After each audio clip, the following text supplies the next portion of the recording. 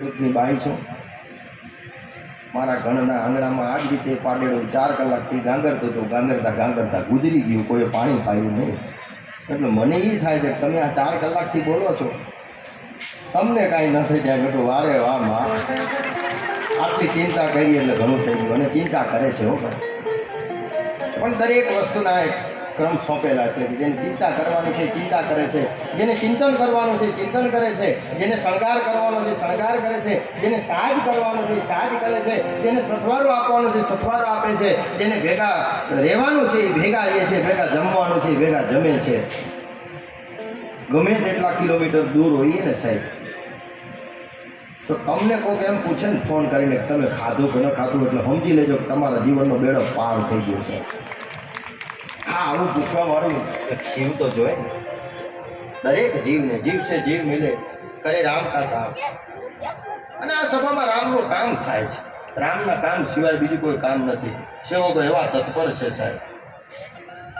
દેવ જેવા દીકરા ભગવાને દીધા છે. દીકરાએ 2 વાગે રાતના ફોન કરીએ ને એટલે આવીને ઊભા થઈ જાય છે. બોલો બાપુ શું કામ છે? આપણે કથામાં ક્યાં હતા? વાતોમાં કથા ભૂલી ગયો હું પાછું. હે 1 મિનિટ ભાઈ. રામ સેતુ. હા તો ભલે. મેં કીધું પાછળ બેઠા નહીં, અમુક વાતો કરતા નજરે પડ્યા એટલે મેં આ બાજુ અહીં ઉતરે છે કે સીધું જાય છે. બરોબર, રામ સેતુ. તમે યાદ રાખજો, આ બધા આટલું ધ્યાનથી સાંભળે. અમારા કીર્તિભાઈ છે, અમારા બધા કલાકારોની કીર્તિ છે. હમણાં સાહેબે કાલે પરમ દિવસે કીર્તિબેનને ઉપર બોલાવ્યા હતા. અમારા ભાઈ ઊંચો નીચે થતો. મેં કીધું તું બેન ભાઈ, તને નથી બોલાવતા. સાહેબના બેન છે એને આરતી કરવા બોલાવતા હતા. સાહેબ ખાલી હવે પોતે મોટા હશે ને બેન નાના હશે ઉંમરમાં, એટલે સાહેબે ખાલી નામથી સંબોધન કર્યું. એમાં આ ભાઈ ઊંચો નીચો થતો હતો. એટલે મેં કીધું ભાઈ તું મજીરા વગર, એનું નામ કીર્તિ છે સાહેબ. એટલે તમે ઉદ્બોધન કરો તો કીર્તિબેનને બોલાવો છો, કીર્તિભાઈને બોલાવો છો, એ ચોખવટ કરવી તમારે. અમારામાં ગોતા ચડી જાય. અને નામ એવું છે સાહેબ,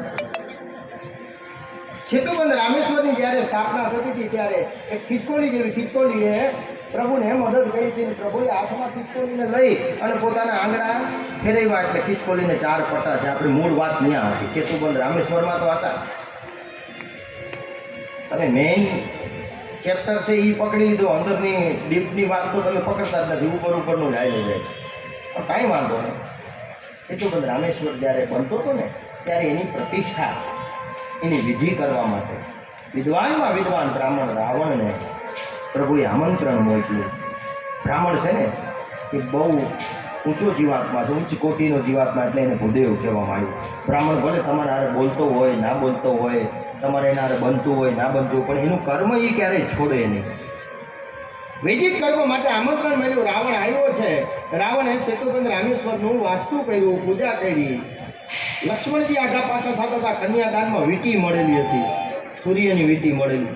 એ વીંટી કાઢી અને રાવણને દક્ષિણા દેવા જતા હતા. એટલે રાવણે કીધું ભાઈ જરાક ખમો, તમે મને મારવા આવો છો ને? તો કે હા, મારા રાજમહેલમાં જે નોકર ચાકર રહે છે ને એ હોનાના પાંચીકેથી રમે છે. આપણે જે છોકરા ઓલું ગોળ ગોળ આવે ઠેરી, એને તમે અહીંયા શું કહો? કાચની લખોટી. હા, લખોટી, બરાબર. એ લખોટીથી કે અમારા જે મજૂર રમે છે ને છોકરાઓ નોકરના, એ સોનાની છે. ત્યાં સુધી કે મારા ગઢની રાંગ એટલે કે દિવાલ સોનાની છે, થાંભલા સોનાના છે, ધાબા સોનાના છે, બધી જ વસ્તુ સુવર્ણની છે. મારા ઉપર મહાદેવના 4 હાથ છે. જ્યાં હું તમને એમને આશીર્વાદ આપી દઉં છું, વિજયી ભગવાન. રાવણે પોતાનું મોત ભગવાન પાસે આપ્યું. રાવણ વાસ્તુ કરી પોતાના ઠેકાણે.